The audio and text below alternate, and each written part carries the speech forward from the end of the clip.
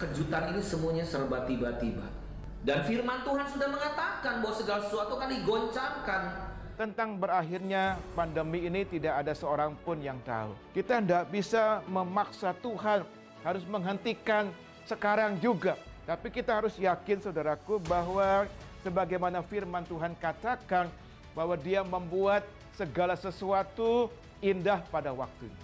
Tuhan mau kita belajar percaya bahwa di tengah-tengah situasi yang sulit, Tuhan adalah Tuhan yang tetap pegang kendali atas kehidupan kita. Apapun keadaan yang terjadi, Tuhan Yesus ada bersama dengan kita. Tuhan yang pernah menolong kita di waktu yang lalu adalah Tuhan yang sama yang menolong kita di hari ini. Hasil akhir bukan di tangan corona.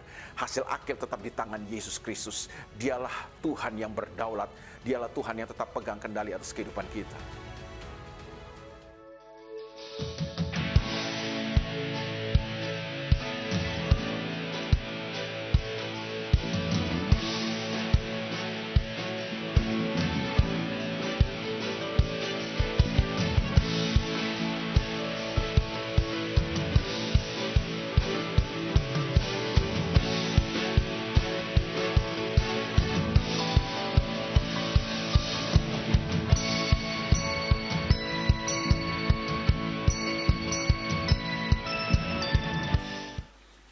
Luar biasa.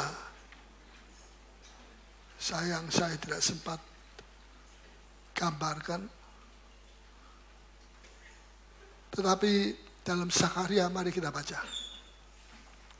Zakharia 12 ayat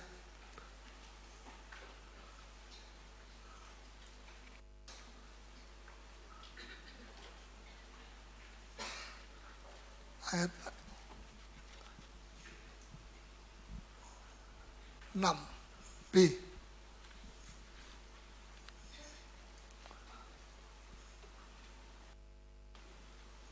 Sudah siap?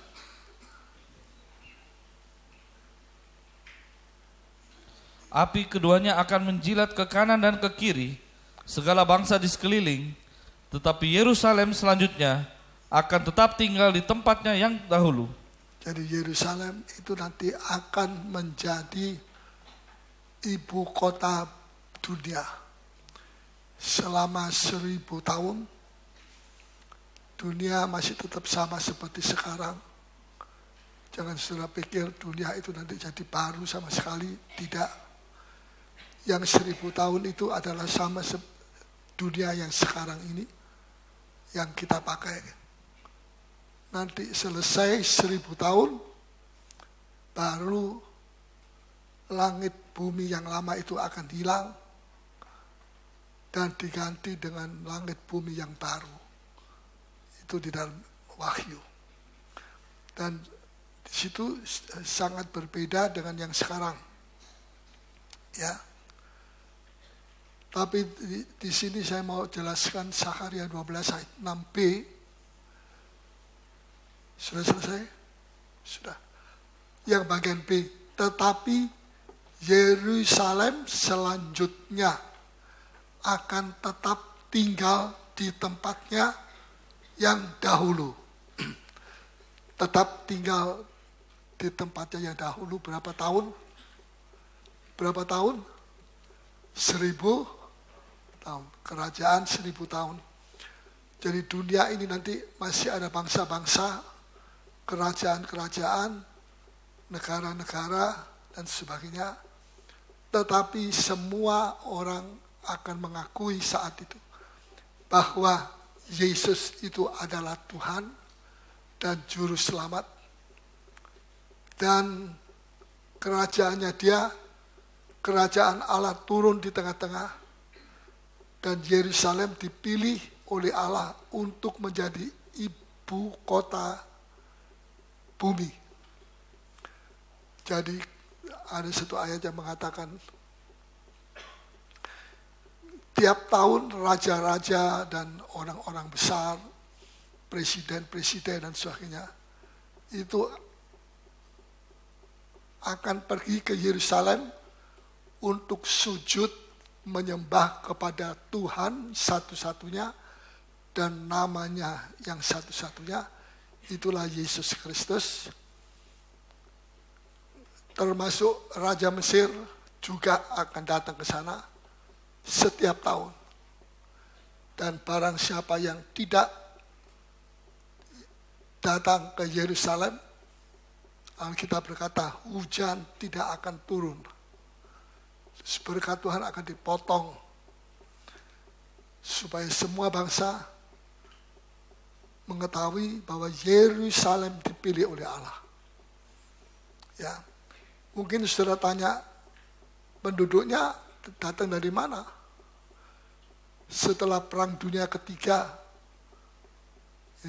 minggu lalu saya sampaikan tentang Perang Dunia Ketiga selesai, kan semua pada mati.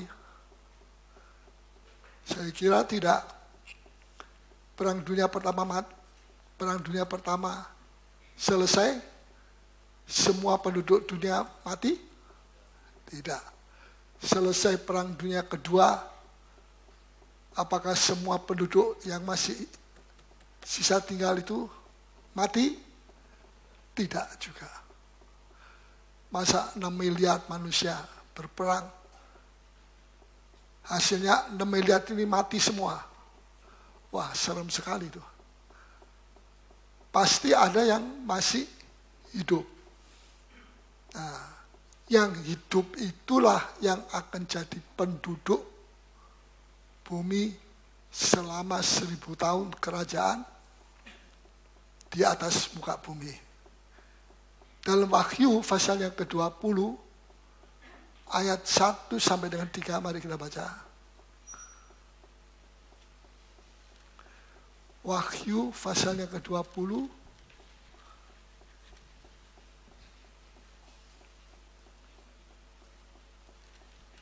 ya, dan sekarang ini Israel sedang menggali fondasi, mencari penggalian fondasi daripada bangunan Bait Allah yang besar itu.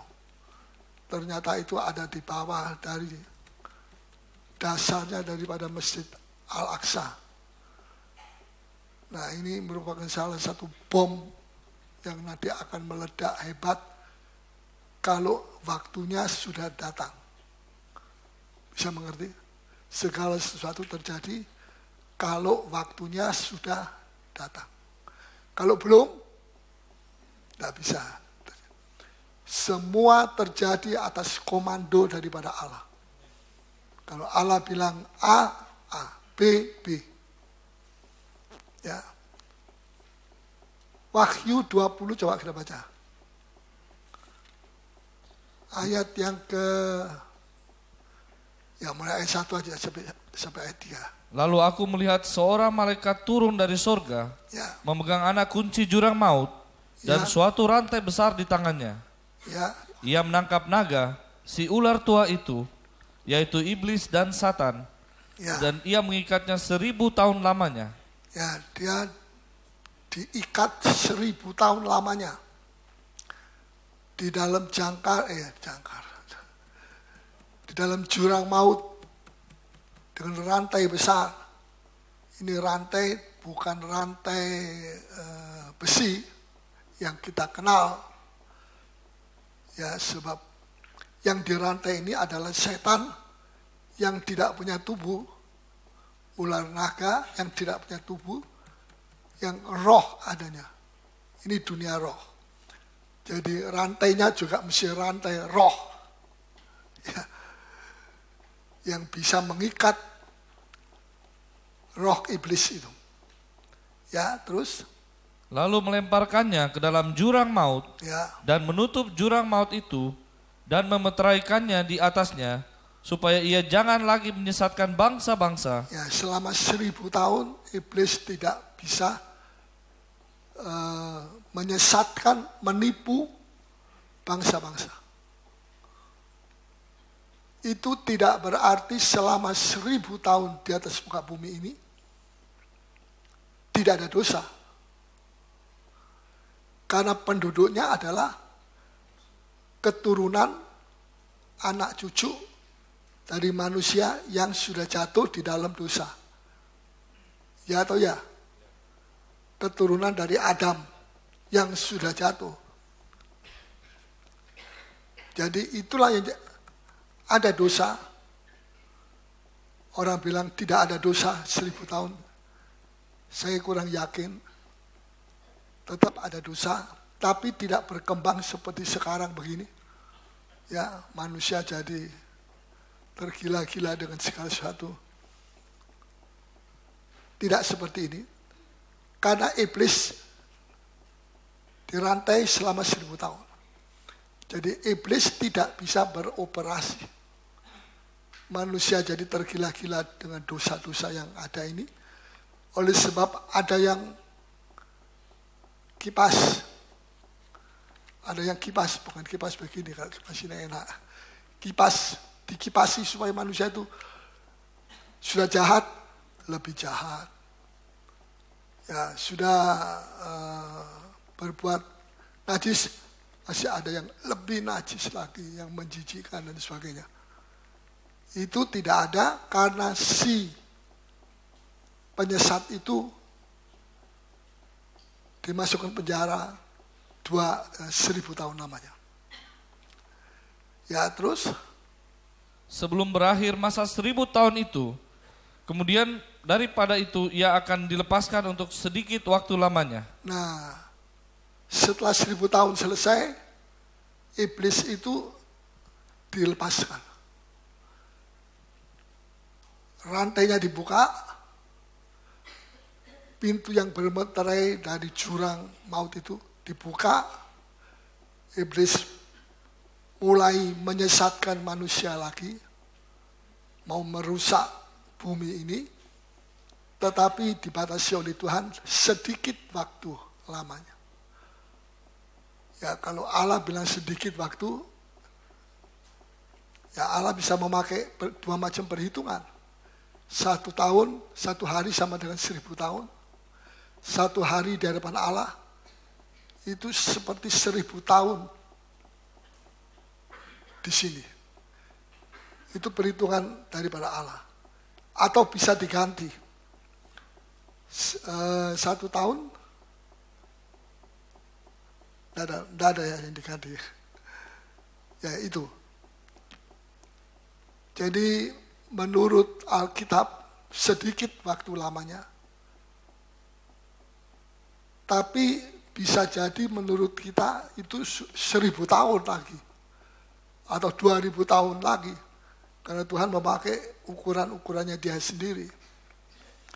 Nah, seberapapun, apapun ukurannya, tetap kita sudah selamat. Kita menjadi orang-orang yang memerintah bersama dengan Tuhan.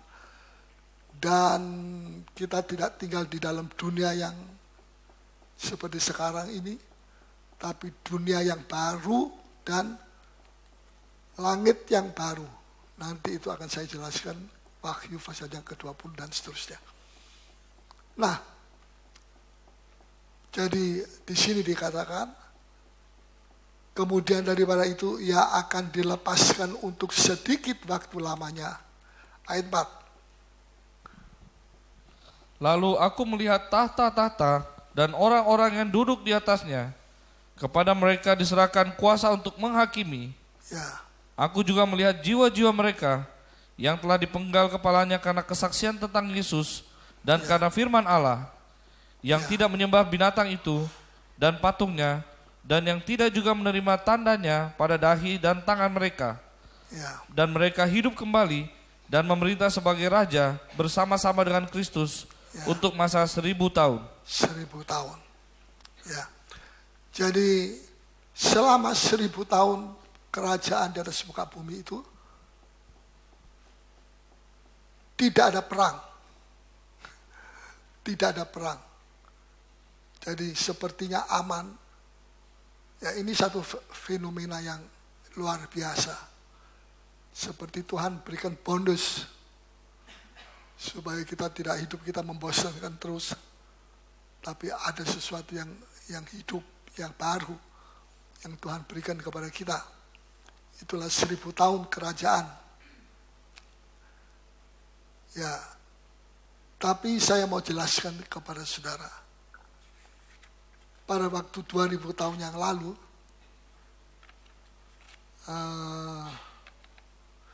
Yesus datang untuk siapa? Mari. Tidak ada yang jawab. Mungkin sudah capek habis jalan-jalan. Haleluya. Nah, apa pertanyaan saya tadi? 2000 tahun yang lalu Yesus datang untuk semua manusia. Semua. Siapa saja yang mau percaya, dia akan selamat. Tapi nanti kedatangan Tuhan Yesus yang kedua kali ini, jangan main-main. Dia tidak datang untuk semua orang, semua suku bangsa, semua makhluk. Dia datang hanya untuk orang-orang kudusnya. Baik itu yang sudah mati, ya, seberapa ribu tahun yang lalu, mungkin zamannya Daud, zamannya Salomo, zamannya ya, mati, dibangkitkan. Ini kebangkitan yang pertama. Dan yang masih tertinggal, diubahkan. Semua bisa terbang, tidak pakai sayap. Tapi bisa memikirkan ke situ. Tiba-tiba sudah ada di situ. Memikirkan planet Mars, tiba-tiba dia sudah ada di sana. Ya, saya tidak tahu apakah ada band di sana. Kalau tidak, kesepian, tentu kembali lagi ke asalnya. Nah, jadi saudara, kedatangan Yesus yang kedua kali ini untuk orang-orang kudus. Ya. Kita mesti bertanya kepada Tuhan, apakah dengan diri kita sendiri, apakah saya juga ikut menyambut kedatangan Tuhan yang kedua kali? Atau lain lagi? Ya. Coba kita mau baca Zakharia 14.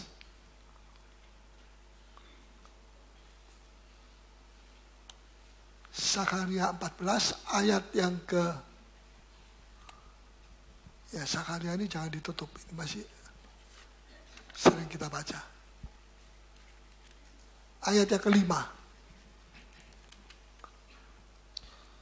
Maka tertutuplah lembah gunung-gunungku, sebab lembah gunung itu akan menyentuh sisinya, dan kamu akan melarikan diri seperti kamu pernah melarikan diri oleh karena gempa bumi pada zaman Uzia, Raja Yehuda. Lalu Tuhan, Allahku akan datang dan semua orang kudus bersama-sama Dia. Semua orang kudus. Yang tidak dikuduskan tidak boleh. Jadi ini bukan untuk semua orang, tidak. Ini hanya Yesus datang hanya untuk orang-orang yang kudus. Baik melalui kebangkitan orang mati, atau waktu itu dia masih belum meninggal, melalui diubahkan tubuhnya menjadi tubuh yang sempurna. Nah, siapa orang-orang kudus itu? Apakah itu mungkin saudara pikir adalah seperti monk? Monk itu apa? Monk. Apa? Siapa tahu monk itu apa? Hah? Yang biksu. Kok jauh? Apa biksu mesti jadi monk? Biarawati, biarawan, ya, saudara, saya yang dapat upah. Biarawan, ya. Kalau Tuhan mau bikin lain, bisa. Tapi ini kali Tuhan membuat sesuatu surprise. Orang kudus itu bukan monk, bukan biarawan atau biarawati, bukan. Coba kita baca Matius 7 ayat yang ke-21 sampai dengan 22.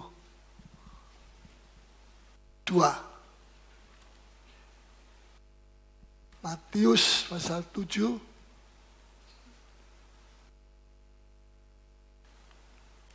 ya, ayat yang ke-21 dan 22. Bukan setiap orang yang berseru kepadaku, Tuhan, Tuhan, akan masuk ke dalam kerajaan sorga. Haleluya, haleluya. Hari Minggu, hari Senin, haleluya. Korupsi lagi, hari Minggu bertobat dari korupsi. Korupsi apa? Korupsi setrum listrik. Nah, apakah itu yang dinamakan orang kudus? Coba baca terus. Melainkan dia yang melakukan kehendak Bapakku yang di sorga. Ya, bukan orang yang menyebut Tuhan, Tuhan. Itu yang akan masuk ke dalam surga. Melainkan dia yang melakukan kehendak Bapakku yang di surga. Melakukan kehendak Bapakku. Katakan sama-sama. Ya, terus? Pada hari terakhir, banyak orang akan berseru kepadaku, Ya, Tuhan, hari terakhir Tuhan. itu kapan? Sekarang dan selama-lamanya. Tidak, sekarang saja. Ya, terus? Tuhan, Tuhan, bukankah kami bernubuat demi namamu, dan mengusir setan demi namamu, Ya, dan mengadakan banyak mujizat demi namamu juga? ya. Pada waktu itulah, aku akan berterus terang kepada mereka dan berkata, Pada waktu itu, aku berterus terang. Ya, tadinya Tuhan masih beri kesempatan, siapa tahu dia mau berubah. Tapi kalau sampai pada saat terakhir, mereka tidak juga mau bertobat, maka terpaksa aku harus berterus terang. Bicara apa adanya. Siapa orang itu? Ya, apakah dia termasuk orang-orang kudus atau tidak? Terus? aku tidak pernah mengenal kamu. Aku tidak pernah kenal kamu. Wah, sedangkan dia bilang saya kenal Tuhan Yesus. Gimana ini? Ya, Tuhan, Tuhan, aku membuat mujizat dalam namamu. Tapi Tuhan bilang aku tidak kenal kamu. Saya mau tanya, kita itu dikenal dari apanya? Nama Paulus Yedidia atau apa? Saudara dikenal dari apanya?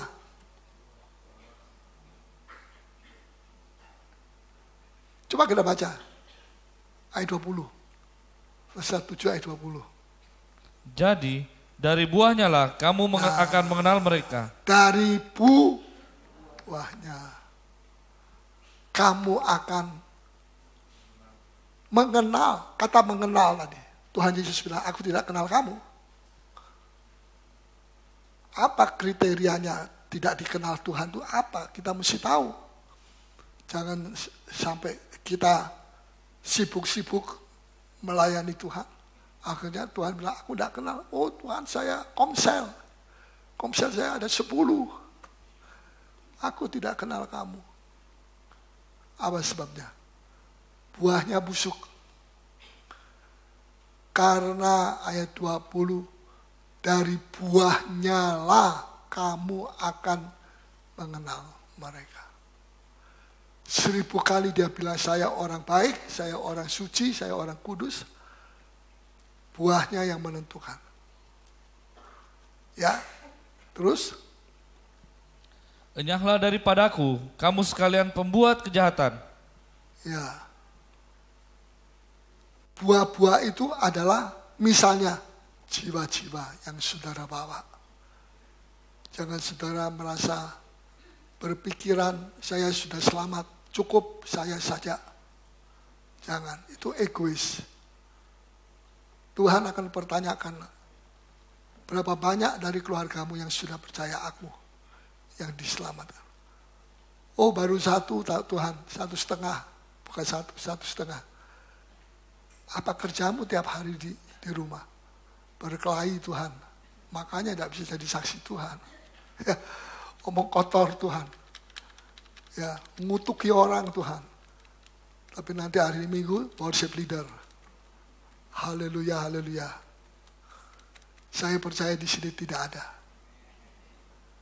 Tapi kalau ada, bertobatlah. Puji Tuhan. Ya, jiwa-jiwa baru kita harus mempunyai.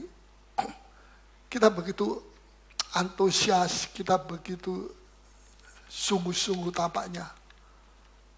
Tapi seringkali di baliknya kesungguhan itu ada perkara-perkara yang Tuhan tidak kehendaki.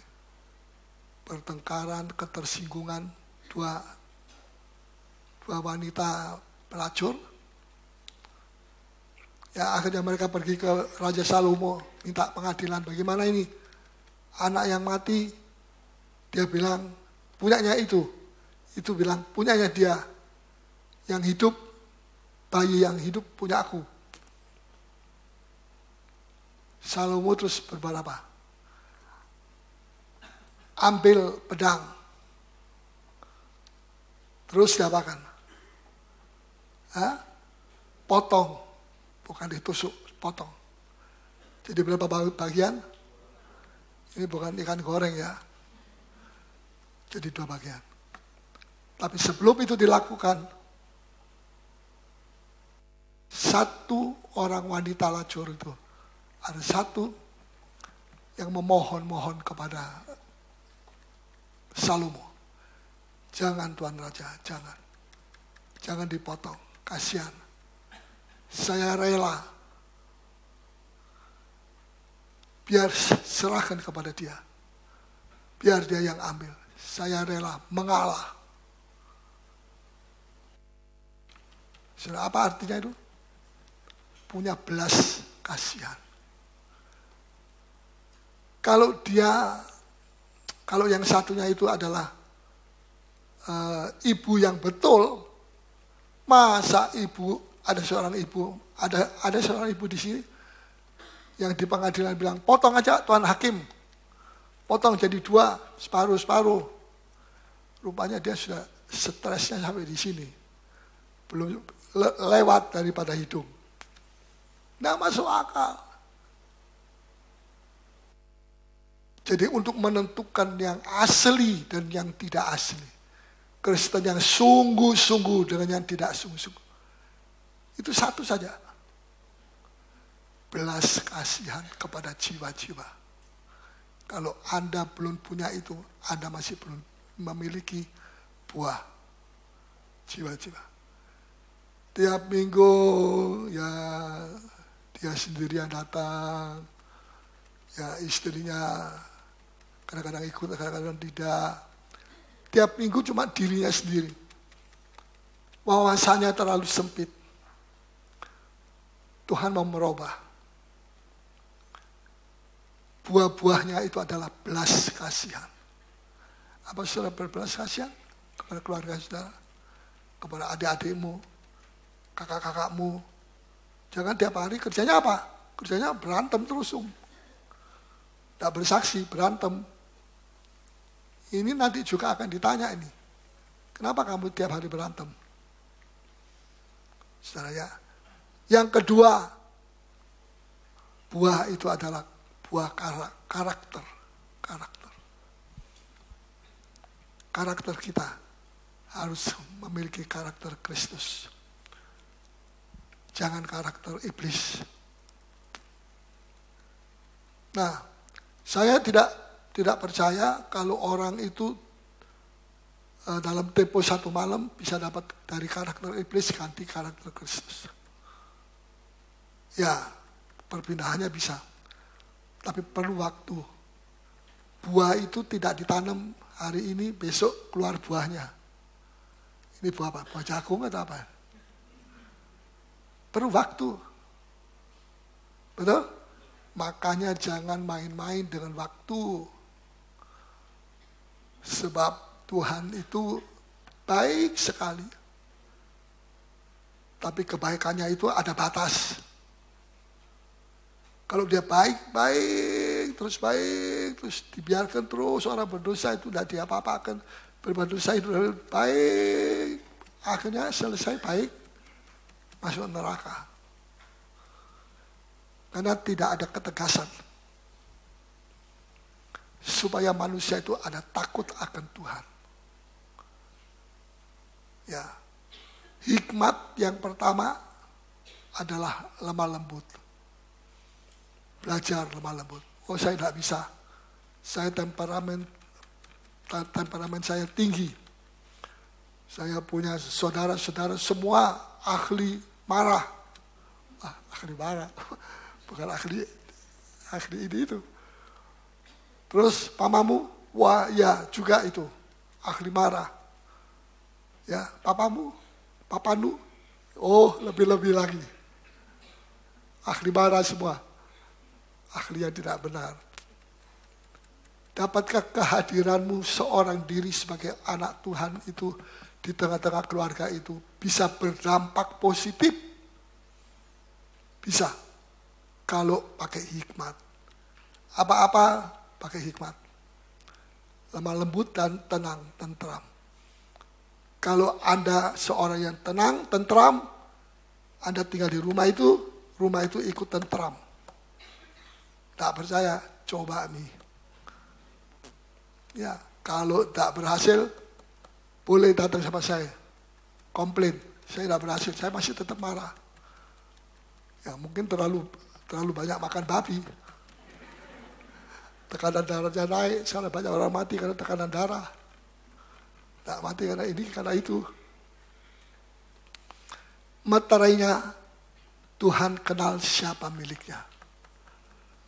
Tidak ada satu domba yang terselinap. Semua dikenal oleh Tuhan. Nah, nanti minggu depan, kalau Tuhan izinkan, saya akan bicara tentang Perang Dunia Keempat. Wah, apa betul? Betul. Siapa yang melawan siapa? Gog dan Magog. Siapa di sini yang keturunannya Gog dan Magog? Itu nanti berperang melawan Tuhan. Ini Gog dan Magog ini dalam dictionary adalah keturunan Rusia, ini Soviet, sebelah utara. Itu orang yang memang sampai hari ini juga tidak mau kenal Tuhan. Itu yang 1000 tahun lamanya menduduki bumi, tapi tetap tidak mau bertobat. Saudara, Zakaria 14 ayat 3 tadi, kita sudah baca atau belum? Kalau belum, silakan baca.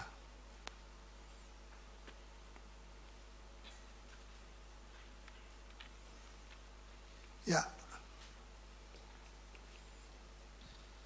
Kemudian Tuhan akan maju berperang melawan bangsa-bangsa itu. Ya. Seperti ia berperang pada hari pertempuran. Ya, Tuhan berperang. Terus melawan bangsa-bangsa itu. Ya, terus pada waktu itu kakinya akan berjejak di Bukit Zaitun yang terletak di depan Yerusalem di sebelah timur. Ya. Bukit Zaitun itu akan terbelah dua dari timur ke barat, sehingga terjadi suatu lembah yang sangat besar. Setengah dari bukit itu akan bergeser ke utara dan setengah lagi ke selatan. Ya. Kita lompat ayat yang ke-8, ayat 5b. Dan semua orang kudus bersama-sama dia. Lalu Tuhan Allahku, maafkan keliru, akan datang. Lalu Tuhan Allahku akan datang, ya. Dan semua orang kudus bersama-sama dia. Ya, bersama-sama dengan dia, terus. Maka pada waktu itu tidak akan ada lagi udara dingin atau keadaan beku, tetapi akan ada satu hari. Hari itu diketahui oleh Tuhan dengan tidak ada pergantian siang dan malam, ya. Dan malam pun menjadi siang.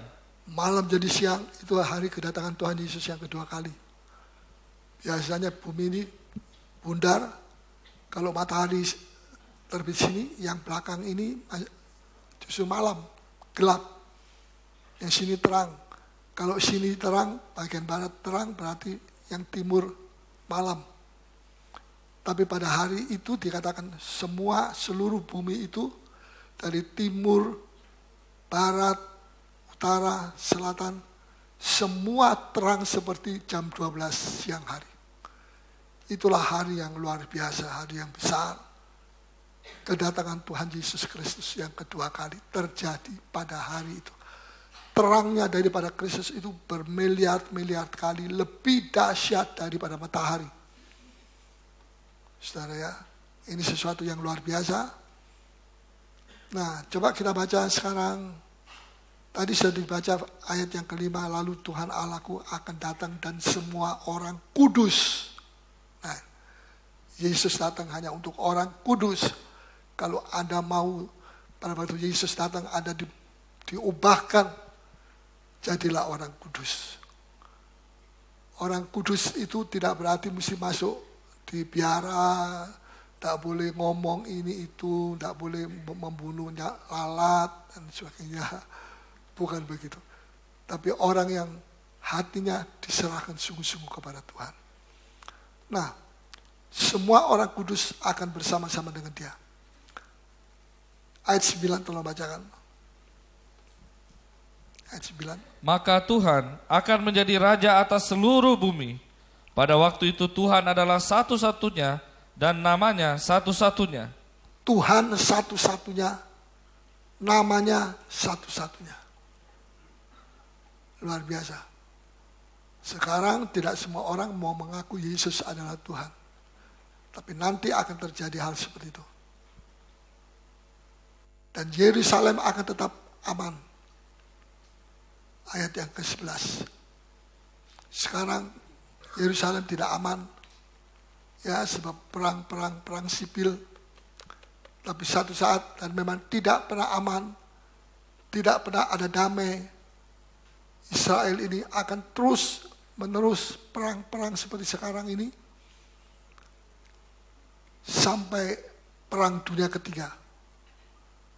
Di situ hampir seluruh bangsa-bangsa, sudah pernah saya jelaskan, berperang melawan Yerusalem. Dan hanya beberapa yang tidak ikut kelompok aliansi daripada iblis. Yang tidak mendukung peperangan itu. Yang abstain terhadap Israel. Dan terakhir Israel dibantu oleh Tuhan dalam ayat 3 pasal 14 Zakaria. Tuhan akan maju berperang melawan bangsa-bangsa itu. Bangsa-bangsa yang apa? Seperti ia berperang pada hari pertempuran. Nah, saudara, Tuhan berbuat begini karena apa? Kenapa? Karena ada perjanjian antara dia dengan bapaknya orang Yahudi. Siapa namanya? Abraham. Ya, sudah berapa ribu tahun? 6.000 tahun? 5.000 tahun? Tuhan masih tidak lupa dan tidak pernah akan lupa. Kita bersyukur kita punya Tuhan yang tidak pernah lupa. Kalau lupaan seperti saya, tapi sekarang Tuhan mulai tambahkan kembali. Memori saya ditambah sama Tuhan. Ya, tapi jangan memori, oh itu orang jahat itu 10 tahun yang lalu. Memori yang jahat-jahat yang 100 tahun yang lalu, itu yang diucapkan, jangan. Ya. Jadi, saudara, kesimpulannya, selama 1000 tahun kerajaan itu, transportasi masih tetap ada. Ya, kalau saudara mau pergi ke Yerusalem, bisa. Ada pesawat terbang, kapal laut. Kalau darat, tidak bisa. Rumah tangga masih ada atau tidak? Selama 1000 tahun, masih ada. Ya, kelahiran anak-anak bayi masih terjadi atau tidak? Masih terjadi. Kematian dalam 1000 tahun itu, apakah ada orang mati atau tidak? Tidak ada. Wah, hidup terus. Ada. Pendidikan yang lebih canggih. pasti ada. Ya, rumah sakit selama 1000 tahun ada orang sakit atau tidak? Ada. Rumah sakit ada atau tidak? Ada. Ya.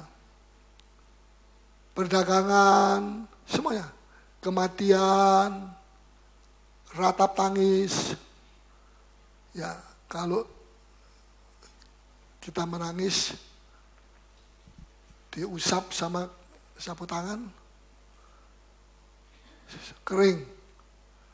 Tapi sebentar lagi merembes lagi, turun lagi, diusap lagi, kering, sebentar lagi turun lagi. Tapi kalau Yesus yang menghapus air mata saudara, tidak akan keluar lagi. Apa yang saya ingat yang menakutkan tidak akan kembali. Ya, nanti dalam kerajaan langit baru, bumi baru, di sana tidak ada air mata. Disebutkan di dalam Wahyu. Tidak akan ada air mata. Berarti ada sukacita yang luar biasa. Ya.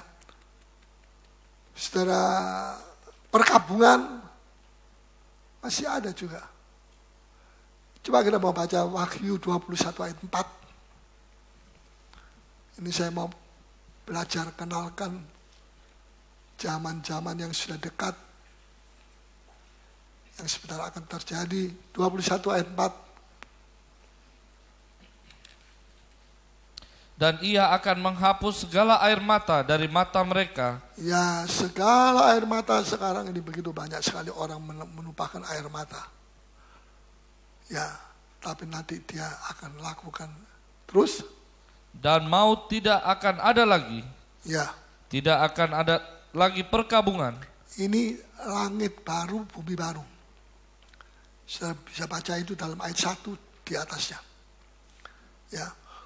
Jadi dalam langit baru dan bumi baru itu tidak akan ada air mata, perkabungan, ratap tangis, duka cita, dan sebagainya. Tidak ada. Tapi dalam kerajaan 1000 tahun, ada atau tidak? Masih ada. Buktinya apa? Buktinya tidak disebutkan bahwa dalam tempo 1000 tahun, pasal 20, Wahyu ayat 1 mulai, tidak ditulis di sini bahwa tidak akan ada lagi ratap tangis dan sebagainya. Jadi berarti masih ada. Tapi nanti langit baru dan bumi baru tidak akan ada lagi. Jelas ditulis di sini. Berbahagialah orang yang masuk di dalam kerajaan itu.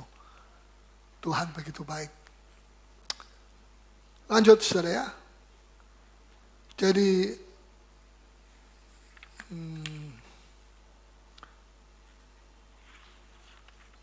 ya.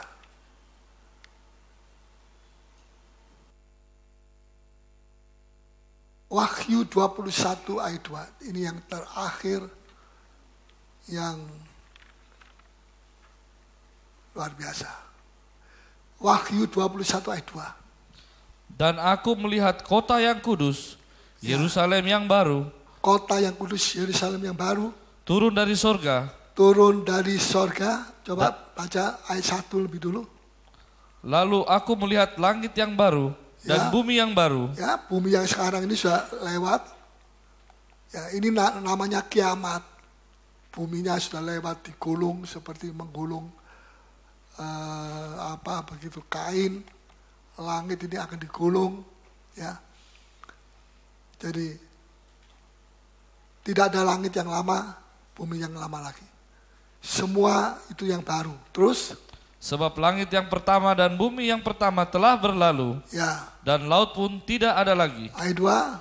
Dan aku melihat kota yang kudus, Yerusalem yang baru. Yerusalem yang baru, ini kota yang kudus. Turun dari surga. Turun dari surga. Kok bisa turunnya dari surga? Jadi dibikinnya tuh di surga atau di bumi? Di surga. Terus turun ke bumi. Bumi yang mana? Bumi yang sekarang atau bumi yang baru? Bumi yang baru. Bumi yang sekarang kemana? Digulung sama Tuhan. Itulah yang dinamakan kiamat. Ya, banyak orang percaya katanya tahun 12, berarti tahun depan ini.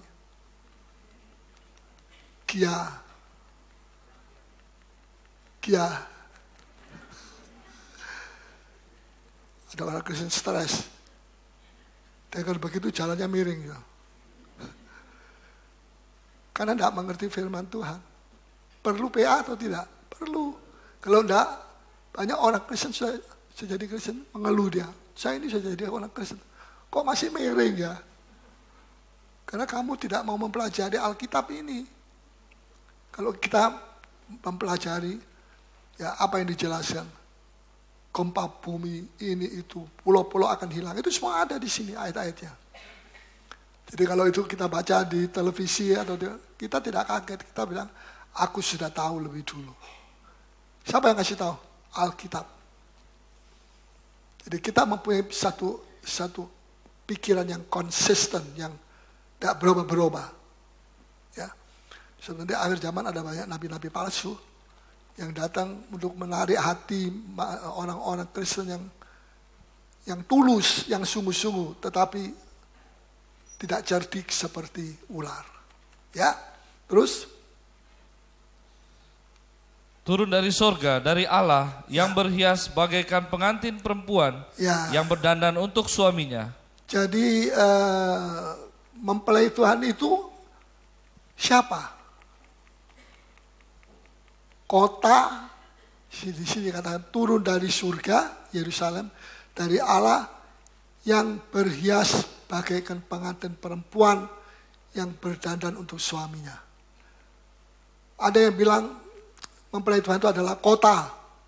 Kota Yerusalem baru itu mempelai Tuhan. Jadi mempelai Tuhan itu adalah sebuah kota yang tingginya itu luar biasa. Ya. Ada yang bilang bukan kota, tapi orang-orangnya yang dipilih sama Tuhan. Ini yang jadi mempelai Tuhan. Saya bilang tunggu tanggal mainnya. Kalau nanti terjadi saudara jadi mempelai Tuhan atau kota Yerusalem baru. Saya tergerak sekali. Dikatakan mempelai Tuhan itu berdandan untuk suaminya. Berdandan untuk siapa? Ini cirinya dari mempelai Tuhan. Apa saja yang dia lakukan untuk siapa itu? Kok suami-suami tidak mau berani? Jangan nanti untuk suaminya orang lain. Apa saja yang dia berdandan, yang dia lakukan untuk siapa? Untuk mempelai laki. Betul?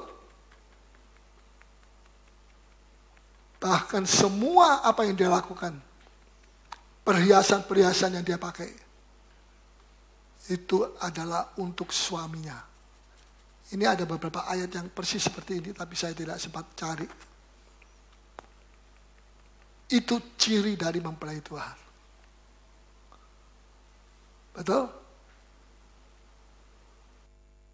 Jadi apa saja yang dia lakukan,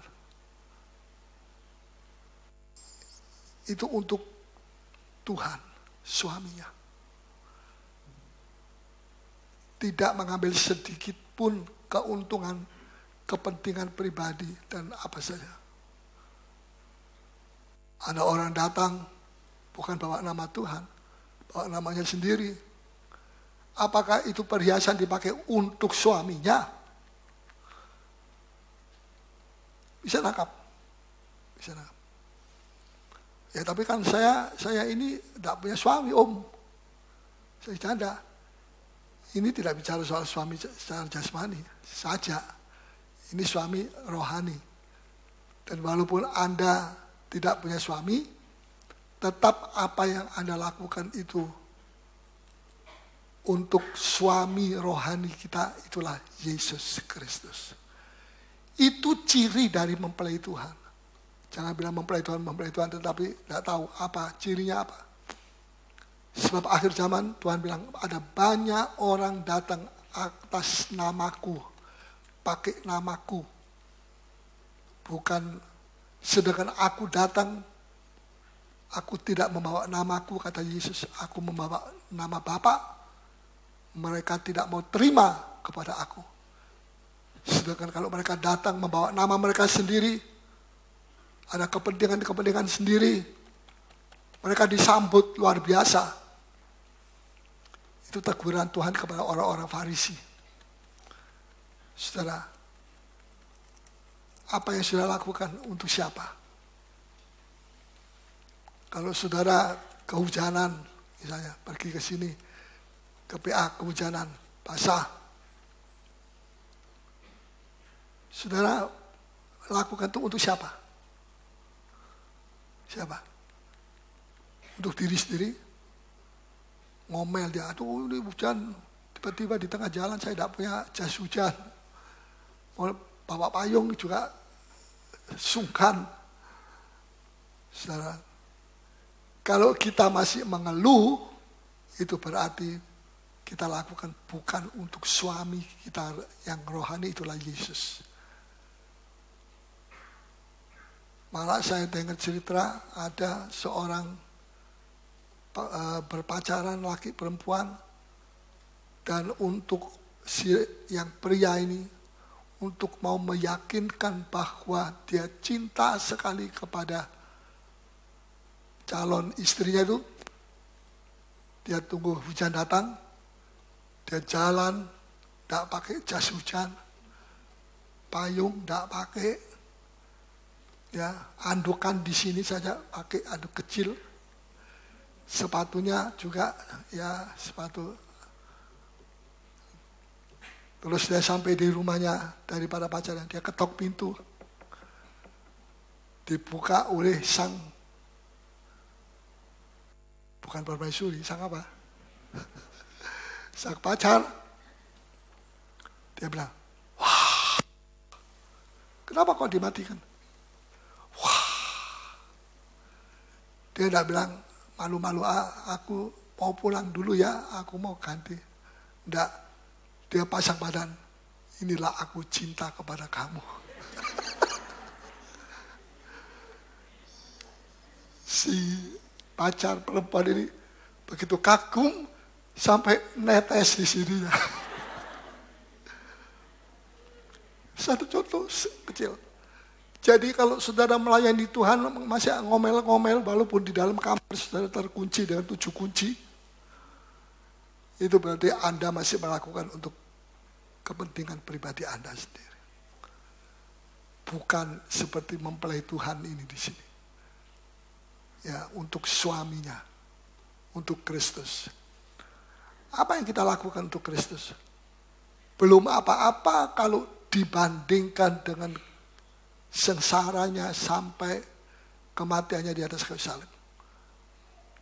Kita tidak mengeluarkan satu tetes darah.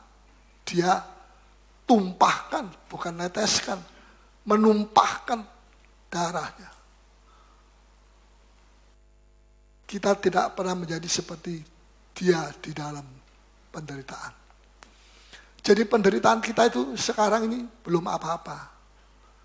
Dan bukan apa-apa.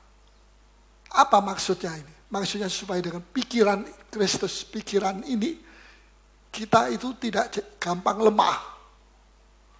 Tidak gampang goyang. Ya, tidak gampang tawar hati, sudah buat apa jadi orang Kristen. Diolog, diginikan, digitukan.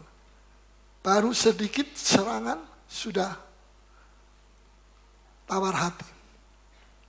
Itu berarti fokusnya dia kepada korban Kristus itu masih sangat rendah. Kalau dia berfokus kepada salibnya Tuhan, ya apapun yang dia alami dalam melayani Tuhan, malah dia mengucap syukur Tuhan, seperti Rasul Paulus, terima kasih Tuhan, bahwa aku boleh mendapatkan bagian bersekutu dengan penderitaanmu. Bukan berkatmu. Kalau orang zaman sekarang, oh Tuhan mana berkat saya. Berkat. Rasul Paulus dalam Filipi bilang, Aku bersyukur aku bisa mendapatkan bagian di dalam penderitaan bersama dengan Engkau. Kemana saja aku pergi, aku menunjukkan, mau tidak mau menunjukkan penderitaan dan sengsara daripada Yesus. Tidak pernah kita lebih menderita daripada Kristus. Amin. Jadi, marilah kita melayani Tuhan dengan sungguh-sungguh. Saya tidak tahu berapa tahun lagi Yesus akan datang. Tapi rasanya tidak lama lagi. Ya. Nah, satu poin lagi. Kan belum hujan. Sebelum terjadi peperangan yang dahsyat itu, Perang Dunia Ketiga, Tuhan kirim 2 macam roh. Mari kita baca.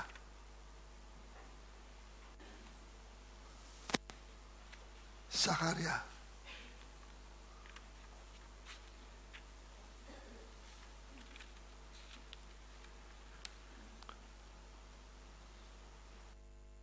Zakaria pasalnya ke-12.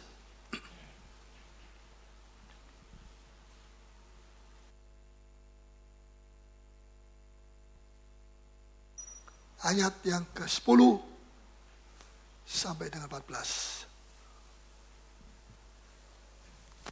Aku akan mencurahkan roh pengasihan dan roh permohonan atas keluarga Daud, roh doa ini, dan atas penduduk Yerusalem. Dan mereka akan memandang kepada Dia yang telah mereka tikam. Siapa yang mereka tikam? Yesus. Bangsanya sendiri yang menikam Yesus. Terus? Dan akan meratapi Dia seperti orang meratapi anak tunggal. Dan akan menangisi Dia dengan pedih seperti orang menangisi anak sulung. Pada waktu itu ratapan di Yerusalem akan sama besarnya dengan ratapan atas Hadad Rimon di lembah Megido. Negeri itu akan meratap, setiap kaum keluarga tersendiri, kaum keluarga keturunan Daud tersendiri, dan istri mereka tersendiri, kaum keluarga keturunan Nathan tersendiri, dan istri mereka tersendiri, kaum keluarga keturunan Lewi tersendiri. Ini komsel ini. Komsel. Komsel itu juga bisa dibuat komsel. Doa-doa itu bisa dibuat komsel. Terus?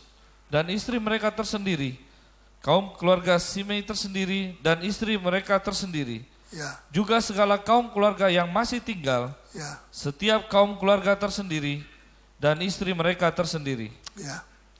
Setelah kesimpulannya begini, sebelum perang hebat itu terjadi, Tuhan curahkan roh doa lebih dulu, dan roh pengasihan. Kenapa? Supaya jangan ada banyak orang Kristen yang akan jadi tawar hati.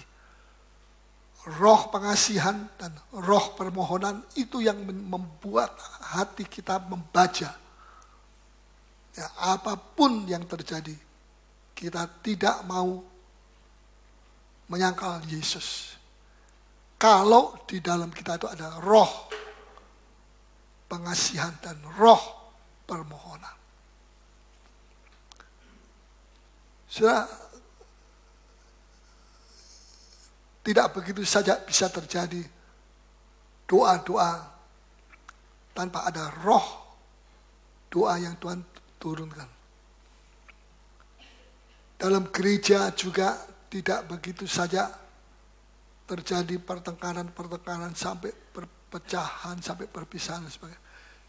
Kalau di dalam gereja tidak ada roh percekcokan. Jadi yang kita mesti lawan dan kita mesti usir itu bukan manusianya, bukan saudara bersaudara kita, tapi siapa? Roh perpecahan itu, roh perselisihan. Paulus berkata kepada jemaat Korintus, sedikit banyak aku percaya bahwa di antara kamu ada roh perpecahan. Tapi ingat, Paulus berkata, ingat, roh perpecahan itu harus disingkirkan. Ya, ada saja. Dulu waktu gereja ini masih kecil, tahun 70-an, ada saja macam-macam persoalan. Ya, saya belum didukung oleh pengerja atau diaken atau apa, belum. Masih sendiri dengan istri saya. Itu pekerjaan iblis. Makanya ketika iblis dirantai, dia tidak bisa mempengaruhi manusia lagi. Bisa mengerti? Ya, tidak berarti kita mesti tunggu sampai nanti dia dirantai baru kita bisa menikmati kedamaian. Kita minta sama Tuhan, berikan roh pengasihan Tuhan. Berikan roh permohonan. Doa, roh doa. Dan itu yang jalan duluan. Setelah itu jalan, roh itu jalan, baru kemudian terjadi peperangan dahsyat. Ya, dia selalu ada di depan. Tapi jangan takut, roh yang ada dalam kita lebih besar daripada roh itu. Ya, manfaatkan. Jangan cuma kita mengatakan roh yang ada dalam saya lebih besar. Tapi tersinggung sedikit kita bisa marah. Ya, betul apa tidak? Ini contoh. Contoh, Tuhan mau supaya kita membuktikan kepada dunia bahwa roh yang ada dalam kita lebih besar. Itu memang sungguh-sungguh lebih besar. Dan kita menikmati, kita mengalami. Jadi tidak menjadi soal musuh datang kepada kita dan menyerang. Tapi kalau kita ingat roh yang ada dalam kita itu lebih besar daripada dia. Bisa mengerti, saudara? Kita seringkali ditipu. Tapi Daud tidak bisa ditipu. Si Goliat ini kan gembar-gembor. Ayo,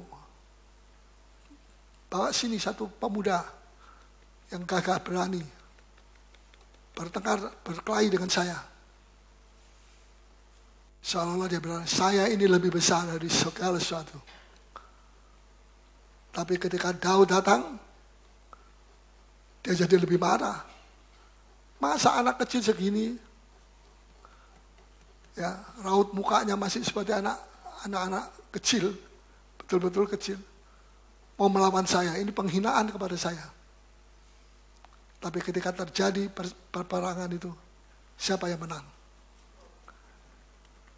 Ya, Nabi Samuel sendiri hampir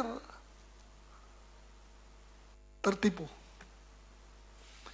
Karena dia menggunakan ukuran jasmani, ukuran duniawi, ukuran yang orang dunia bilang, wah. Tapi Tuhan punya ukuran sendiri. Itu yang kita mesti pakai. Ya. Samuel lihat saudara pertamanya Daud, siapa namanya? Eliab. Eliab, katakan Eliab saja. Tinggi besar. Saya mungkin sampai di sini ya dia. Samuel bilang, nah ini figurnya bagus ini berwibawa ini, biar dia jadi raja. Raja yang pertama. Raja yang kedua. Betulkah? Tuhan bilang kepada Samuel, kamu jangan pakai mata jasmanimu ya. Kamu jangan lihat ukuran-ukuran manusia ya. Oh ya Tuhan, minta ampun saya. Apa yang kau pakai ukuran itu aku buang sudah. Aku tidak pakai. Aku tidak mau kecewa dan kecolongan untuk kedua kali. Seperti pada waktu aku berhadapan dengan Saul, kata Tuhan. Saul itu orangnya tinggi besar, hebat. Tapi imannya lebih kecil daripada biji sesawi. Tapi orangnya besar. Nah ini ukuran yang salah dipakai untuk pelayanan rohani,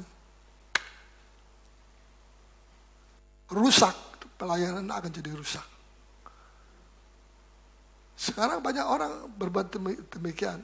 Dia membangun gereja, dia membangun pelayanan, dia membangun apa, dengan ukuran-ukuran manusia, bukan ukuran firman Tuhan.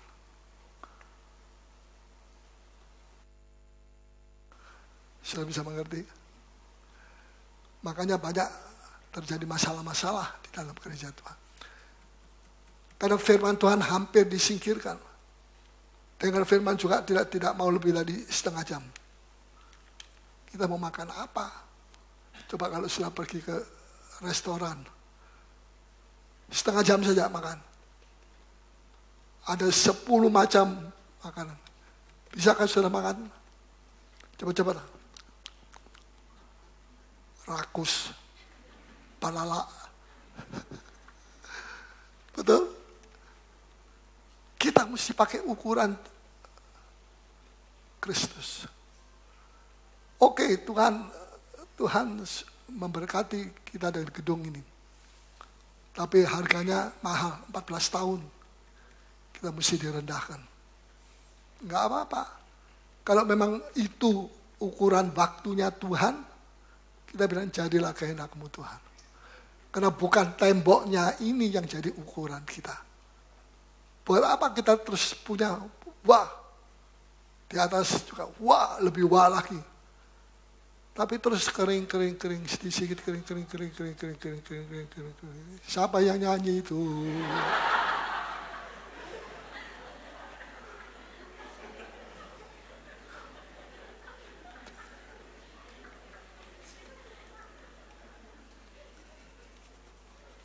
Jalan kolektor rupanya itu. Mengertikah saudara? Jangan saudara tuh gampang tertipu oleh orang bilang, aduh di situ wah, di sini wah, di situ weh. Terus kelenger. Wah, iya tahu, betul tahu. Kita begitu cepat sekali terpengaruh. Ya orang Asia itu memang begitu. Kalau orang Barat kalau dia tidak no, ya no, tidak bisa dirubah lagi. No jadi yes. Tuhan masih lebih senang orang Asia yang masih bisa ditawar. Makanya kalau beli apa-apa tawarannya tawar-menawar. Biasa. Inilah singkirkan semua ukuran-ukuran manusia. Saya mesti mengajar ini. So, kalau tidak, Tuhan bilang, Paulus jemaatmu banyak. Tapi banyak yang pakai ukurannya, ukuran duniawi. Bisa mengerti saya? Banyak ukuran duniawi yang mereka pakai. Wah, saya malu nanti di hadapan Tuhan. Oh Tuhan, saya malu. Saya menangis.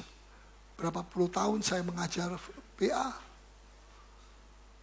Tapi hari ini Tuhan baik bagi kita sekalian. Amin. Siapa yang Tuhan baik? Angkat tangan. Berdiri saja, berdiri. Mari kita nyanyi. Oh Yerusalem kota mulia. Bukan artinya kita mau jalan-jalan pergi sana. Boleh, kalau sudah mau ke sana boleh. Tapi kita mau menyanyi.